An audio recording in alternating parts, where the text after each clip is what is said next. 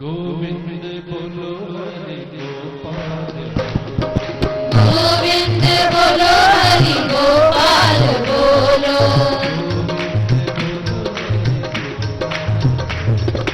गोविंद बोलो हरि गोपाल बोलो,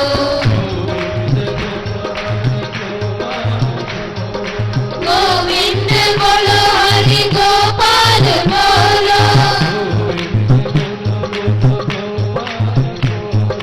गोविंद बोलो बोलो गोपाल बोलो, राधा रमन हरि गोविंद बोलो, राधा रमन हरि गोविंद बोलो, राधा रमन हरि गोविंद बोलो, राधा रमन हरि गोविंद बोलो, गोविंद बोलो हरि गोपाल बोलो, गोविंद बोलो हरि गोपाल बोलो, गोविंद बोलो हरि गोपाल बोलो, गोविंद बोलो हरि गोपाल बोलो, राधा रमन हरि गोविंद बोलो, गोविंद बोलो हरि गोपाल बोलो, यदा यदा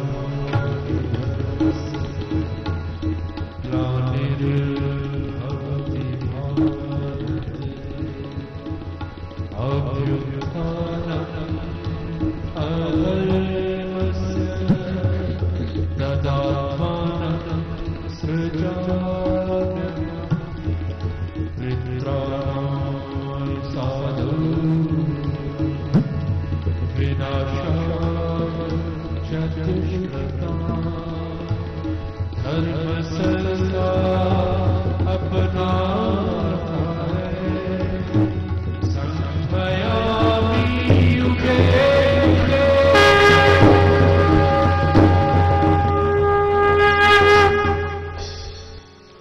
श्रीमद् भगवद गीता में पृष्ठ नंबर है 135, तीसरा अध्याय, श्लोक नंबर है 33। 135 पृष्ठ नंबर, तीसरा अध्याय, श्लोक नंबर है 33। हर एक प्राणी के अंदर देव भी है और शैतान भी है। कभी हम देव वृत्ति के हैं, कभी शैतान वृत्ति के हैं। कभी कभी उद्यम, साहस, बल और उत्साह बहुत होता है। कभी देखते हैं निराशा, उदासीनता, चिंता, भय में ग्रस्त हो जाते हैं। कभी कभी कर्म करने की क्रिया अति तेज होती है और कभी कभी आलस और प्रमाद में हम गिर जाते हैं। ये कारण क्या है? कभी उद्यम है, कभी साहस है और कभी वही निराशा की उदासीनता है। कभी कर्म करने की प्रवृत्ति है, कभी आलस्य की प्रवृत्ति है। कभी मन करता है संतों का संग करें और सत्संग में जावें, कभी मन करता है कुसंग में जावें। ये कौन सी ऐसी शक्ति है जो हमसे ये कार्य करवा रही है? प्रभु कहते हैं ये 3 गुण हैं हर एक प्राणी के अंदर, सत्व, राजस और तामस। ये 3 गुण हमारे से कार्य करवा रहे हैं।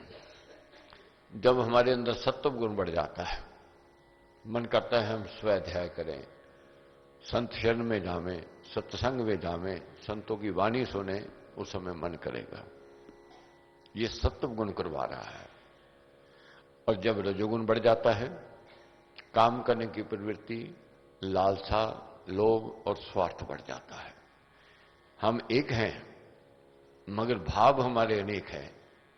कभी कौन सी वृत्ति है, कभी कौन सी वृत्ति है, कभी उत्तम, कभी मध्यम और कभी अधम। वृत्ति होती है। अब कभी ऐसी स्थिति भी आती है, निंदा चुगली को मन करता है, सुनने को सुनाने को मन करता है, कुसंग में बैठने को मन करता है, या फिर आलस्य में दीर्घ सूत्री सोचते रहेंगे, सोए रहेंगे, खराटे लेते रहेंगे, बिस्तर पर लेटे रहेंगे।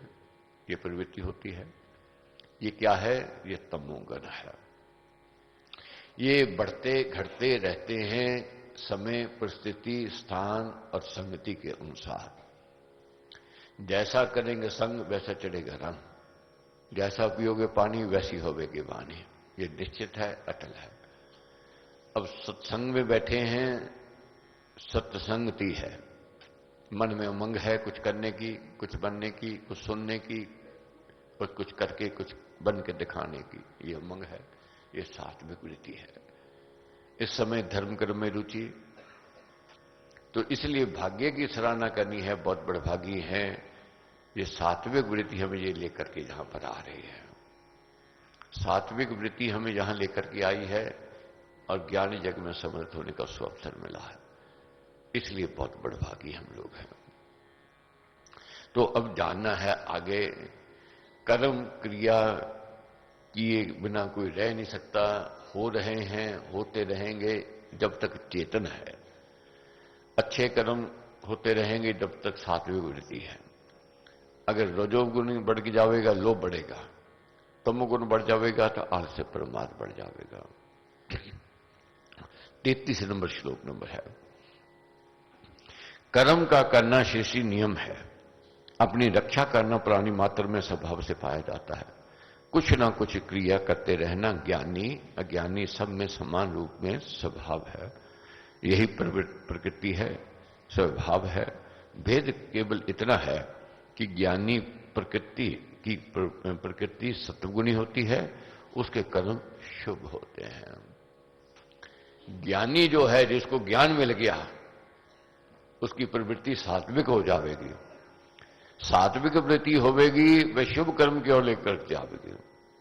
कोई लाख कह दे तू ये बुरे कर्म कर ले, लाख कह दे तू ठगी कर ले, अगर ज्ञानी के विवेक जागृत है, सात्विक वृत्ति आ गई है, वह क्या उत्तर देवेगा? मेरे से ये छल होता नहीं, मेरे से ये बुरा काम होता नहीं। लाख उसको पढ़ा के ले जाओ कि तूने वहां जाकर ये बोलना है, ये कहना है, मगर वहां जाकर उससे बोला ही नहीं जाएगा, गलत बात कही नहीं जाएगा। वह वही कहेगा जो अंदर उसकी उस समय वृत्ति चल रही है। सात्विक है तो सच्चाई की ओर बोलेगा, राजस है तो लोभ से भरा हुआ बोलेगा, तामस है वह अज्ञानता की बात करेगा। इसलिए सत्व गुणी बनना है। सत्व गुण जो है प्रबल है, सत्व गुण धर्म में ले जावेगा, सत्व गुण परहित प्रकार में लगावेगा, सत्व गुण सेवा में लगावेगा। सत्व गुण की ओर जो बढ़ता है वह अच्छाई की ओर जाता है। इस पर महाराज ने कहा, ज्ञानवान मनुष्य भी अपनी सात्विकी प्रवृत्ति के अनुसार चेष्टा करता है, उससे भी अपने स्वभाव की क्रिया रोके नहीं रोकी जा सकती है। उसका स्वभाव ही ऐसा होता है अच्छा करने का। कोई लाख उसको रोक ले, वह रुकेगा नहीं। सब प्राणी अपनी प्रकृति के को प्राप्त होते हैं, अपने स्वभाव के अनुसार चलते हैं। वही जिसकी राजसी वृत्ति है या तामसी है, उसको लाख समझा के जाओ तूने भाई संतों जैसा स्वभाव दिखाना है, सज्जन जैसा स्वभाव दिखाना है, तूने लोभ की ओर नहीं जाना है, तूने स्वार्थ की बात नहीं करनी है, मगर नहीं होगा। अब तामस वृत्ति वाला है, वह बुरा कहेगा ही बुरा कहेगा, उसे रुक नहीं सकता है।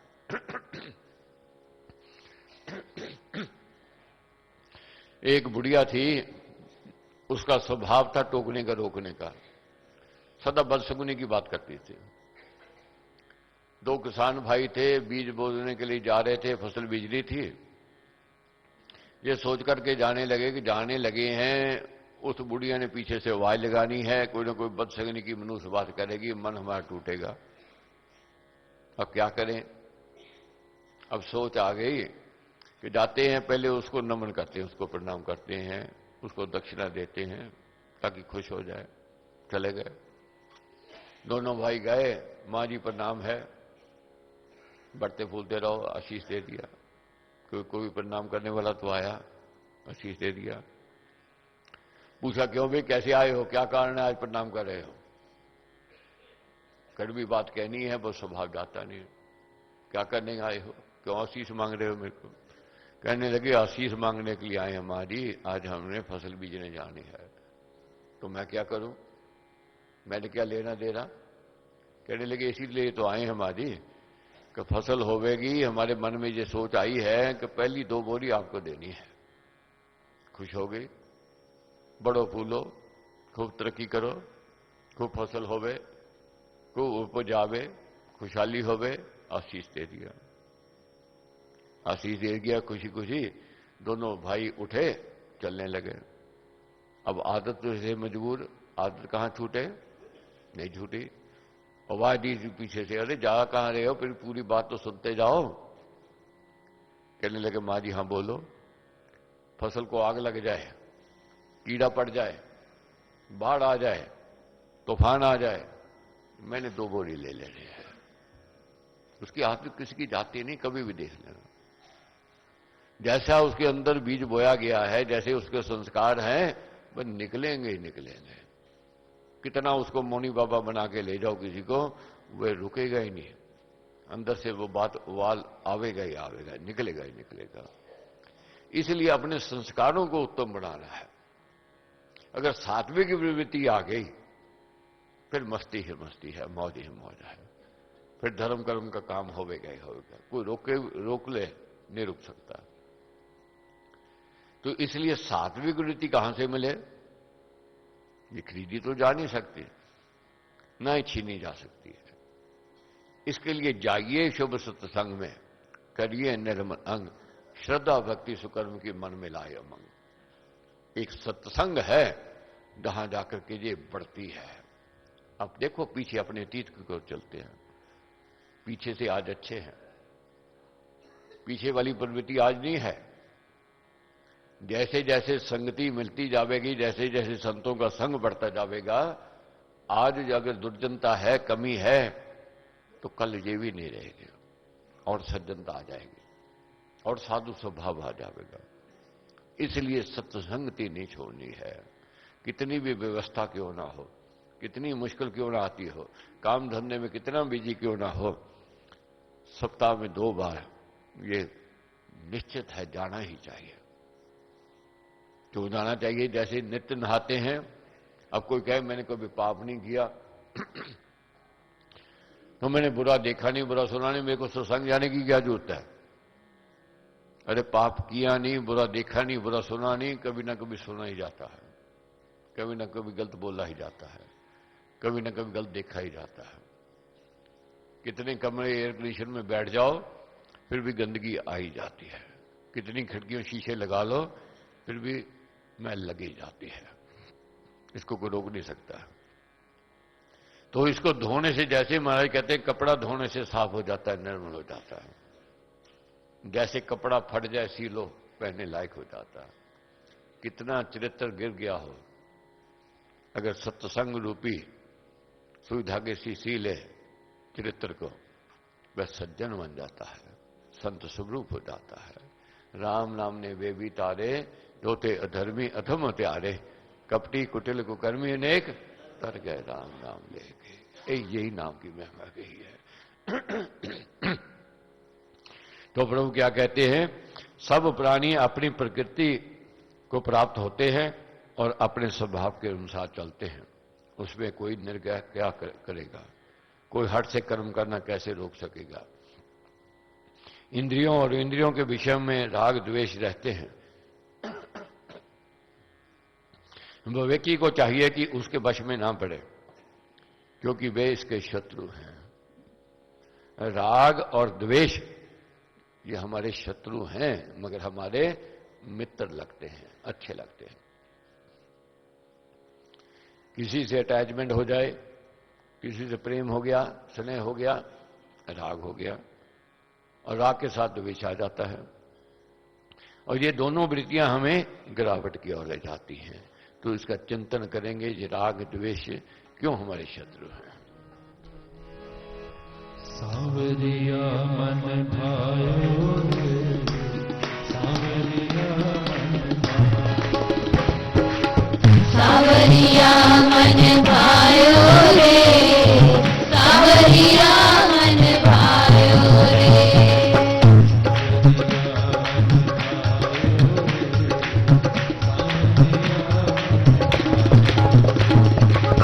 सावरिया मन भायो रे, सावरिया मन भायो रे,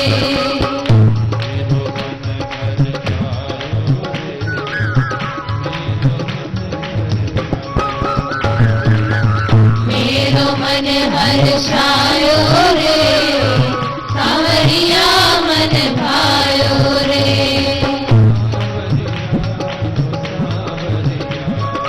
सावरिया मेरो सावरिया,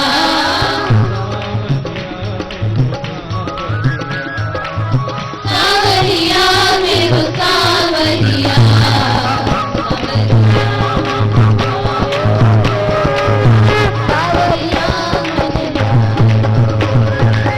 सावरिया मन भायो रे, सावरिया मन भायो रे,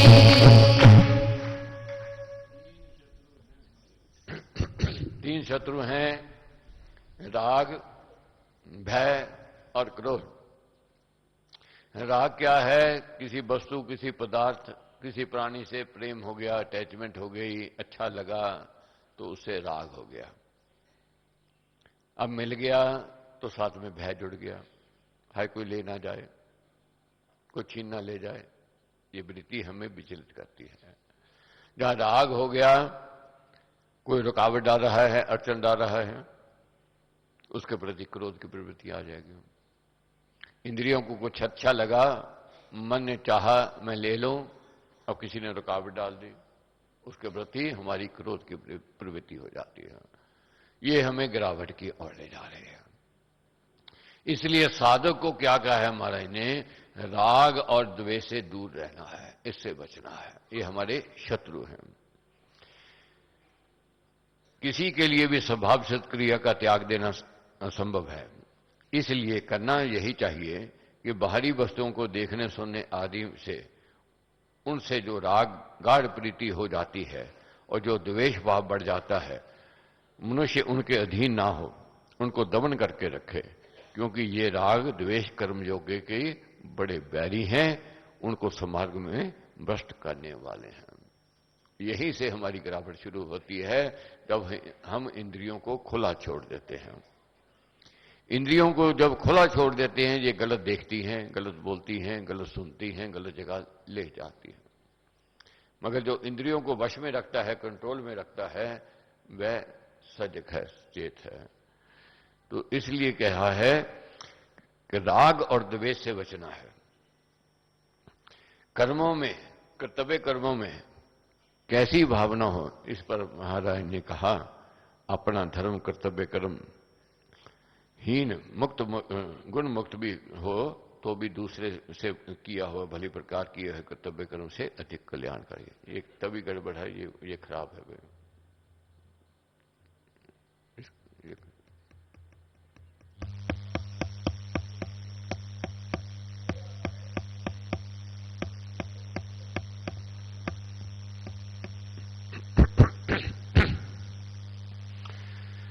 कर्मों में कर्तव्यों में कैसी भावना हो, इस पर महाराज ने कहा, अपना धर्म कर्तव्य कर्म हीन गुण मुक्त भी हो तो भी दूसरे के भली प्रकार पालन किए हुए कर्तव्य से अधिक कल्याणकारी है।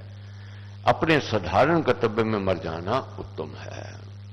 अपने साधारण कर्तव्य में मर जाना उत्तम है। इसलिए कर्म नहीं छोड़ने हैं, अपनी जो ड्यूटी है वह करनी ही करनी है, ड्यूटी से विमुख नहीं होना है। और अपने कर्तव्य को तुच्छ जानकर पर धर्म संन्यास आदि कर्तव्यों को धारण करना भयकारी है। चारों वर्णों के कर्म मनुष्य समाज में सर्वत्र स्वाभाविक रीति से पाए जाते हैं। ये चारों जातियां कर्म हैं, जिनमें से कोई ना कोई कर्म अपनी योग्यता के अनुसार प्रत्येक मनुष्य को करना ही चाहिए। क्षत्रिय है, वैश्य है, शूद्र है, ब्राह्मण है, उनमें अपनी अपनी योग्यता है, अपने अपने गुण है, और वही योग्यता वही गुण उससे विवश कर करके उससे कार्य करवाती है। शूद्र अपना कर्म कर रहा है, क्षत्रिय अपना कर रहा है, वैश्य अपना कर रहा है, ब्राह्मण अपना कर रहा है। इन जातियों कर्तव्यों के ऊंच नीच की भावना रखना भारी भूल है। पाप द्वेष को मानना बड़ा भ्रम है और इनको त्याग देना भी निरी अविवेकता है। धर्म शब्द का बड़ा विस्तार है, इसमें पारिवारिक, व्यवहारिक और परमार्थिक सभी कर्तव्य समाये हुए हैं। अब सब बातें समझी सुनी अर्जुन ने। प्रभु ज्ञान दे रहे हैं, अर्जुन सुन रहे हैं। अर्जुन कहने लगे, प्रभु हम अच्छा तो बनना चाहते हैं, आपकी शरण में आए हैं। ये उमंग है, कुछ बने कुछ करें, कुछ करके दिखावें, बन के दिखावें। पाप करना नहीं चाहते हैं मगर पाप हो जाता है। तो यही हमारा प्रश्न है। हम पाप नहीं करना चाहते कोई, मगर फिर भी पाप हो जाता है। ये कौन सी ऐसी शक्ति है जो हमसे पाप, हमसे अपराध कराती है? इसका चिंतन हमने करना है। थोड़ी ध्वनि उठावेंगे, फिर इसका चिंतन करेंगे, कौन सी शक्ति हमें पाप की ओर ले जाती है। गोपाल राधा कृष्ण गोविंद हे गोपाल राधा कृष्ण गोविंद गोविंद।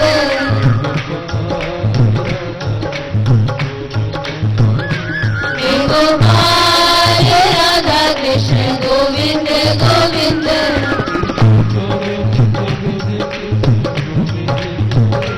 कृष्ण गोविंद गोविंद, कृष्ण गोविंद गोविंद।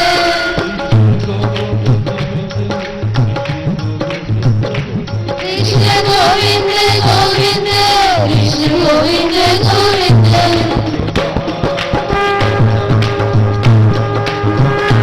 हे गोपाल राधा कृष्ण गोविंद गोविंद।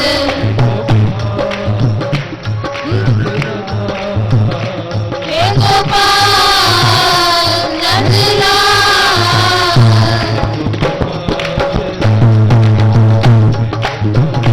हे गोपाल राधा कृष्ण गोविंद गोविंद।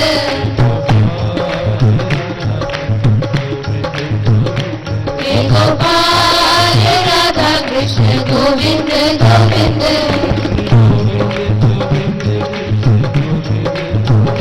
कृष्ण गोविंद गोविंद, कृष्ण गोविंद गोविंद।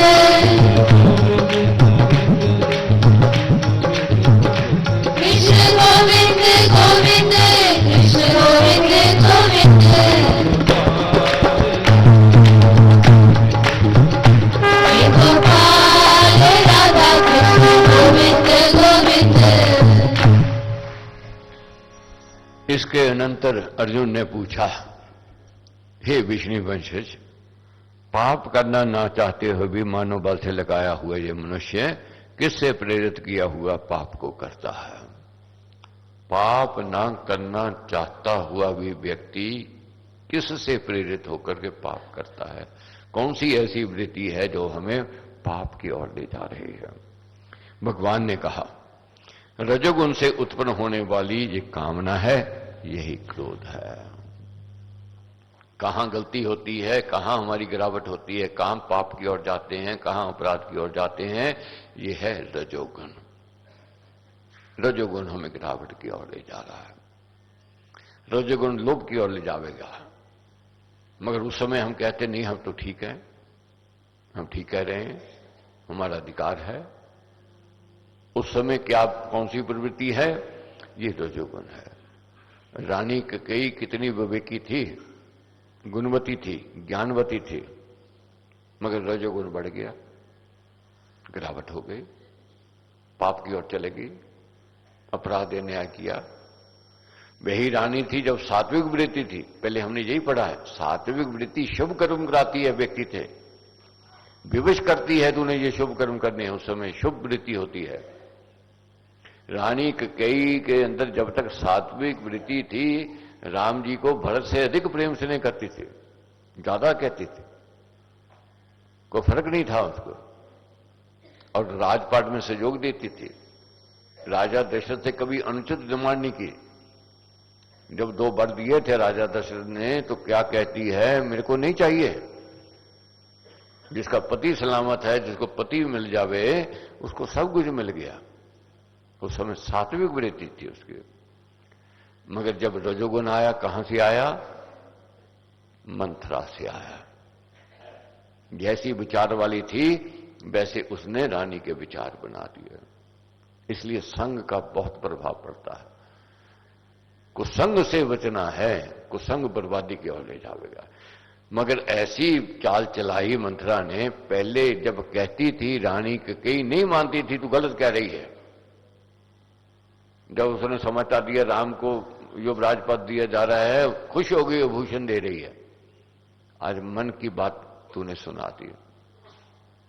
मगर बार बार जब प्रहार किया मंथरा ने, बार बार उसकी ममता को जगाया, लोभ जागृत हो गया, ममता जागृत हो गई। वही रानी अब कहती है, अब जो मैं चाहूंगी वही होगा। अब राम नहीं, भरत राजा बनेंगे। वाणी बिगड़ गई, व्यवहार बिगड़ गया, सभा बिगड़ गया। वही अयोध्या, वही रानी, वही कैकेयी जो पटरानी कहलाती थी। मगर अब कुसंग के कारण व्यवहार स्वभाव उसका बदल रहा है, गिरती जा रही है। सात्विक वृत्ति ऊंचाई की ओर ले जाएगी, और जो तामस वृत्ति है, राजस वृत्ति है, ये व्यक्ति को गिरावट की ओर ले जाती है।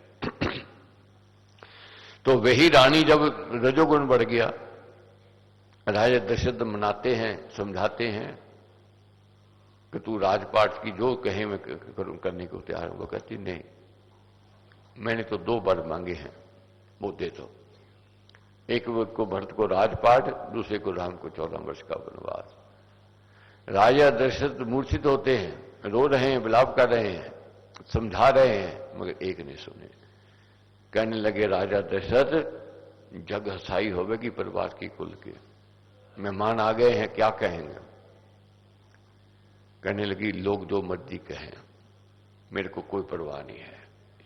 वही रानी जो लोकलाज की थी, हर समय ध्यान रखने वाली, कुल और वंश को ऊंचा करने वाली, वही रानी अब कह रही मेरे को कोई परवाह नहीं है।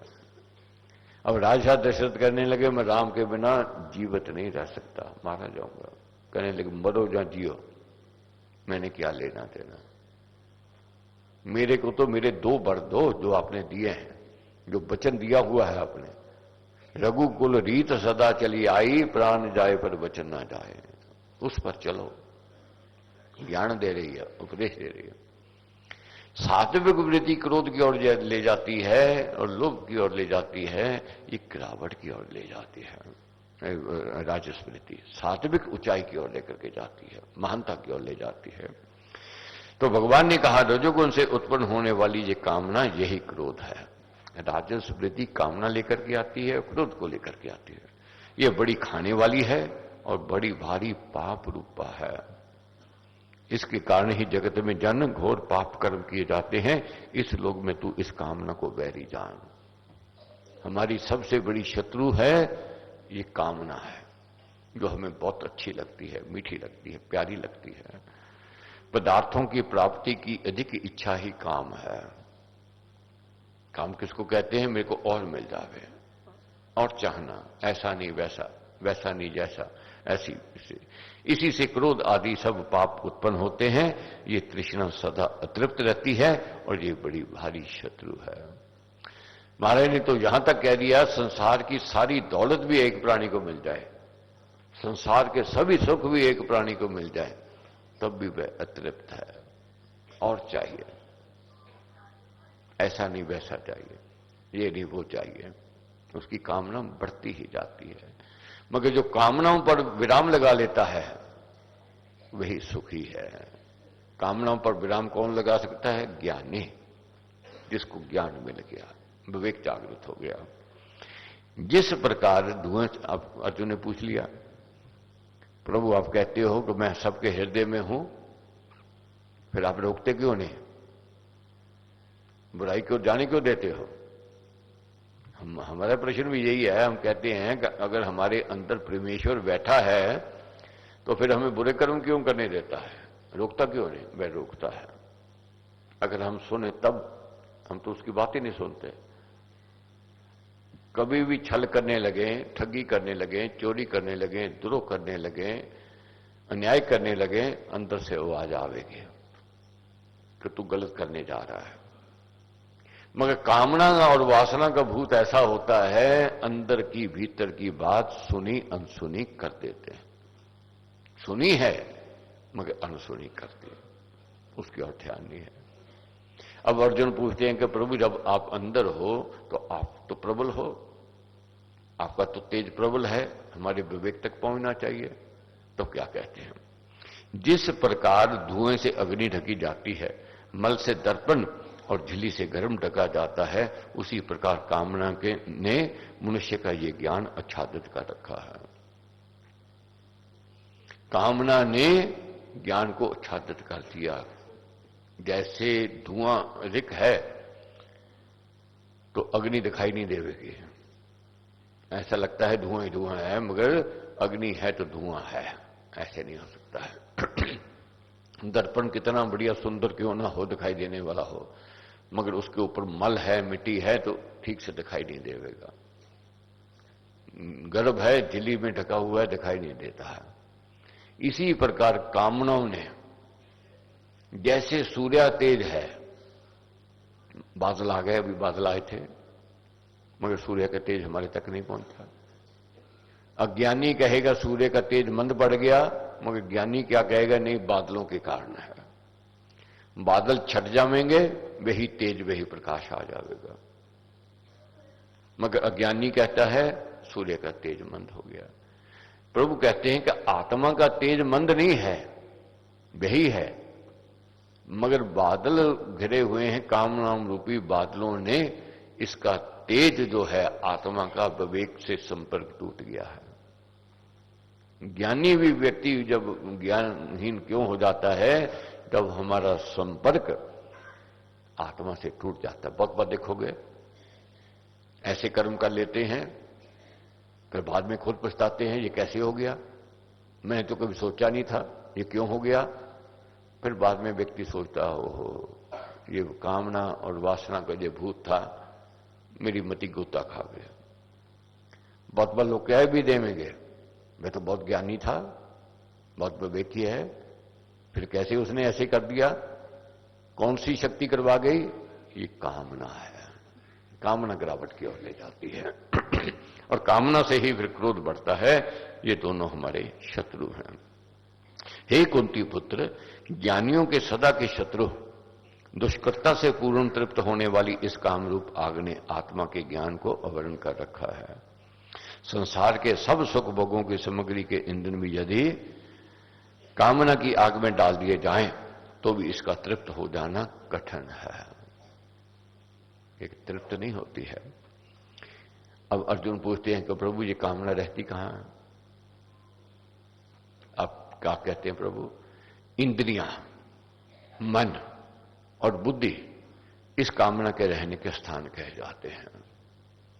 पहले विषय इंद्रियों में आवेगा, आंखों ने देख लिया, कानों ने सुन लिया, रसना ने रस ले लिया, हाथ ने कुछ स्पर्श कर दिया, कामना जागृत हो गई। मैं इसको ले लूं, ये मेरा हो जाए, ये मेरी हो जाए, ये कामना जागृत हो गई। उसका जब बार बार चिंतन चलता है वह कामना वासना का रूप ले लेती है। फिर व्यक्ति उसमें लिप्त हो जाता है, मेरे को ये मिल जावे, कैसे मिल जावे। छल से, कपट से, द्रोह से करने में भी अपनी कामना वासनाओं की पूर्ति में वह संकोच नहीं करता है। अब ये रहती इंद्रियों में, पहले विषय इंद्रियों में आवेगा, फिर इंद्रियों में विषय आकर इसका संपर्क मन से होगा। आंखों ने देखा, कानों ने सुना, मन को अच्छा लगा, रसना ने रस लिया, मन को बहुत अच्छा लगा, और मन के बाद ये विषय जावेगा बुद्धि में, बुद्धि साथ में मिल जाती है, आनंदित होती है, प्रसन्नचित होती है, अच्छा लगता है उसको। मगर बुद्धि अगर रोक देवे, मन कितना भी उसमें रीझ क्यों ना जावे, वह आनंद नहीं आवेगा। पहले विषय इंद्रियों में, फिर मन में और फिर बुद्धि में ये जावेगा, और इन्हीं में रहकर इन्हीं से ये ज्ञान को आच्छादित करके देहधारी को मोह लेती है। फिर हमारा ज्ञान जो होता है वह गोता खा जाता है। इसलिए इसको पहले द्वार पे ही रोकना पड़ेगा। वो पहला कौन सा है? इंद्रियां है। कभी देखो इंद्रियों ने देखा, मन हमारा बुझा हुआ है, मन कहीं और लगा हुआ है, कहीं और सोच में लगा है, तो क्या कहते हैं? अभी मैंने तेरे को दिखाया था, अभी हम क्या कहते हैं? मैंने देखा नहीं। अरे देखा है आपने, क्या उत्तर मिलेगा? मेरा ध्यान कहीं और था, मेरा मन कहीं और था। देखा अनदेखा हो जाता है। इसी प्रकार जो विवेकी जहां गिरावट दिखाई देती हो वहां से अपने मन को बदल लेवे, मन को बदल लेवेगा, विषय बाहर से बाहर ही चले जाएगा, भीतर नहीं आवेगा। अगर मन साथ में जुड़ गया वह रस लेने लग जाएगा, वह उसमें प्रसन्नता प्राप्त करेगा, रीच जावेगा। तो प्रभु क्या कहते हैं? इनमें रहकर इन्हीं से ये ज्ञान को आच्छादित करके देहधारी को मोह लेती है। इंद्रियों का जब बाहर के विषयों के साथ संयोग होता है तब उन विषयों के देखने सुनने आदि के विचार मन में बार बार फुलने लगते हैं। वही वासना कही गई है। बार बार फिर चाहना उठती है, मैं इसका रस लूं, मैं इसको ले लूं, इसको प्राप्त कर लूं। बहुत बार देखोगे घर में तरह तरह के पकवान है पड़े हैं, कभी कभी हम दिखा अनदिखा कर देते हैं, नहीं ध्यान में आए। कभी कभी उसमें ऐसा रीच जाते हैं, उसको अभी ग्रहण कर लूं, अभी ले लूं, भूख से भी ज्यादा खा लेते हैं, जीव के स्वाद के कारण खा लेते हैं। मगर विवेकी व्यक्ति जो विवेक उसका जागृत है वह रोक देगा, नहीं तेरे लिए ठीक नहीं है, तेरे स्वास्थ्य के लिए ठीक नहीं है, तेरे लिए हानिकारक है, वह रुक जाएगा। मगर बहुत बार देखोगे ऐसे ऐसे पेशेंट है, जैसे शुगर का पेशेंट है, ब्लड प्रेशर का पेशेंट है, वह खाने में होगा, घर वाले रोकेंगे, नहीं नहीं ये मत खाओ, वे शत्रु लगेंगे, वे शत्रु लगेंगे। मगर बाहर वाला कोई कहे नहीं नहीं आप खा लो कोई बात नहीं, वह अपना लगने लग जाएगा, क्योंकि मन की बात कह रहा है, अप्रिय लग रहा है। मगर जो विवेकी है वह समझता है कि मेरे लिए क्या अच्छा है क्या बुरा है, वह अपने आप में कंट्रोल कर लेता। उसको कहने की जरूरत नहीं आप नहीं खाओ, आप वहां नहीं जाओ। जैसे अतीत की ओर चलते हैं, बचपन में मां बाप रोकते थे कि वहां नहीं जाना है, चोरी से जाते थे, भाग के जाते थे। मगर जैसे जैसे अनुभव हुआ, बोध हुआ, अब वही बात बच्चों को कहते हैं, नहीं भी ऐसे नहीं करना। अब उनको बुरा लगता है। उस समय मां बाप रोकते थे, हमें बुरा लगता था, अब अनुभव हो गया, ज्ञान हो गया, बोध हो गया, हम कहते हैं, अब बच्चों को बुरा लगता है। इसलिए ज्ञान श्रेष्ठ है। जब ज्ञान बढ़ जाता है बुराई अपने आप, महाराज ने जहां तक कह दिया है, बुराई तब तक साथ रहती है जब तक व्यक्ति बुराई को बुराई नहीं समझता है। जब बुराई को बुराई समझने लग जाते हैं, बुराई बाहर निकल जाती है। उसी वासना की तार से पदार्थों के भोग उपभोग की अधिक कामना बढ़ती जाया करती है, और वही काम है, ये काम मनुष्य को इंद्रियों में और मन बुद्धि में निवास करता है, और इनको चंचल बनाकर मनुष्य के ज्ञान को अवरण करके उसे उन्मत्त कर देता है। विषयों की कामना आत्मा की स्वाभाविक ज्योति को मंद कर देती है, जिससे वह सत्य असत्य के विवेक से शून्य हो जाती है। विषयों की कामना आत्मा की स्वाभाविक ज्योति को मंद कर देती है। जैसे बादल आए, सूर्य का तेज मंद हो गया, बादल छट जाएंगे, सूर्य का तेज और प्रकाश वही आ जाएगा। तो इस कामना रूपी बादलों को हमने छटाई करनी है। ये जब छट जाएंगे, विवेक जागृत हो जाएगा, ज्ञान बढ़ जाएगा और अच्छाई आ जाएगी, धर्म कर्म में रुचि हो जाएगी। पहले कैसे करना है? पहले इंद्रियों को भली भांति वश करके, पहले इंद्रियों को वश में करना है, फिर ज्ञान और विशेष ज्ञान के नाशक इस काम पापी का हनन कर सत्य असत्य का विवेक ज्ञान है, और आत्मा की सत्ता का बोध विज्ञान और तत्व ज्ञान है। आत्मज्ञानी जन कामना को वशीभूत कर सकता है, क्योंकि कहा है इंद्रियां अन्य स्थूल अंगों से श्रेष्ठ है। ज्ञानी इस बुराई से बच सकता है, इसलिए सदा ज्ञान की ओर बढ़ना है। ज्ञान सबसे बड़ी दौलत है। दूसरी दौलत को छीन ले जावेगा, मगर ज्ञान की दौलत ऐसी है ये दिन प्रतिदिन बढ़ती ही जाती है। अच्छे का संग रहे, सत्संगति मिलती जाए, बढ़ती जावेगी। प्रभु क्या कहते हैं, इंद्रियां अन्य स्थूल अंगों से श्रेष्ठ है। जैसे ये बाजू है, हाथ हैं, पैर हैं, इनसे श्रेष्ठ क्या है? ये आंखें देख रही हैं, कान है, वाणी है, ये श्रेष्ठ कहे गए हैं इनसे। और इंद्रियों से मन श्रेष्ठ है, और इन इंद्रियों से भी मन श्रेष्ठ है। इंद्रियां चाहे कितना भी देखती जामे, अगर मन को अच्छा नहीं लगे तो कुछ नहीं। बहुत बार देखोगे ऐसा होता है, बहुत बढ़िया जगह है, बहुत अच्छा वातावरण है, मन उदास है, दूसरा कहता भी बहुत बढ़िया स्थान, बहुत बढ़िया वातावरण है, हम कहते तो हमें तो कुछ लगा नहीं। क्यों? मन अभी साथ में नहीं है, मन दूसरी तरफ है। इसलिए इंद्रियों से मन श्रेष्ठ कहा गया है, और मन से बुद्धि श्रेष्ठ अथवा प्रबल है। मन कितना करता हो, किसी में लग जावे। अगर बुद्धि श्रेष्ठ क्यों कही गई? अगर बुद्धि जागृत है, मन को रोक देवेगी, मन को टोक देवेगी, नहीं तेरे को ये नहीं करना चाहिए। और जब बुद्धि बार बार प्रहार करती है मन पर, मन फिर शांत भी हो जाता है। बुद्धि ही समझाती है अपने आप को, मन को, कि तू गलत करने जा रहा है, गलत देख रहा है, गलत सुन रहा है, तेरे को नहीं करना चाहिए। फिर मन शांत हो जाता है। इसलिए बुद्धि से इंद्रियों से श्रेष्ठ मन, और मन से बुद्धि, और बुद्धि से अथवा बुद्धि से श्रेष्ठ क्या है अथवा प्रबल है? जो बुद्धि से उत्तम व प्रबल है वह है आत्मा। ये आत्मा सबसे ऊपर है। आत्मा चोट बचाती है, आत्मा समझाती है, आत्मा दिशा दिखाती है।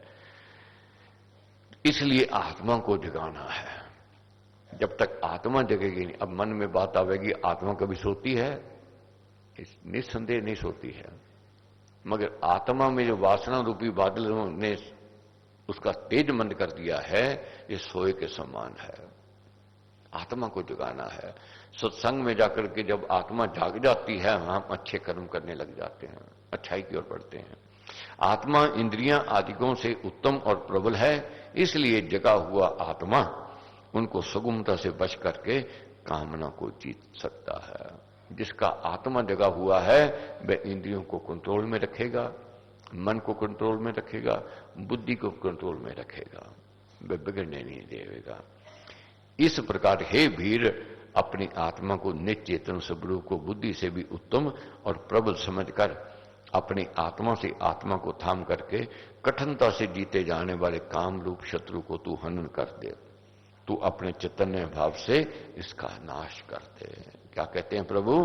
अपने विवेक से, आत्मा से इस काम रूपी शत्रु का तू हनन कर दे। तो आज यही हमने से समझा है, जाना है कि ये वृत्तियां जो काम करा रही हैं हमारे, सात्विक वृत्ति, राजस और तामस। सात्विक ऊंचाई की ओर ले जाती है, राजस लोभ की और स्वार्थ की ओर ले जाती है, तामस परमार्थ की ओर ले जाती है। सात्विक वृत्ति की ओर बढ़ना है। ओम तत्सत। इस प्रकार श्रीमद् भगवद गीता रूप वृष्ट ब्रह्म वेदांतर्गत योग शास्त्र में श्री कृष्ण अर्जुन संवाद का कर्म योग नामक तीसरा अध्याय समाप्त हुआ।